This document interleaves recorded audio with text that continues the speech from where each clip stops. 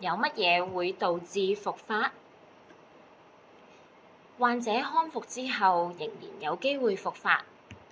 研究顯示，思覺失調患者之中，大概有一半嘅人會喺1至3年內再次出現正性病徵，譬如係妄想、幻覺、思想同言語紊亂嘅症狀。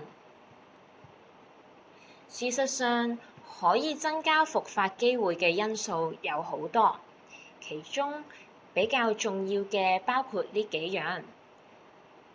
第一，唔按指示服藥。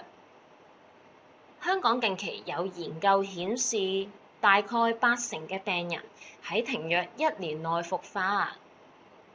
第二，同時患有物質使用障礙，濫用藥物，譬如 K 仔、咳藥水等等，都會增加復發嘅機會嘅。最後，個人面對嘅壓力同埋處理壓力嘅能力，亦都同復發有關係嘅。患者同埋家人都需要理解，患者康復後，思覺失調係有機會復發嘅。就算係復發，都唔使感到沮喪喎，因為可以選擇嘅補救方法有好多，而且從復發當中，患者同埋家人都可以更加掌握病情，防止以後嘅復發。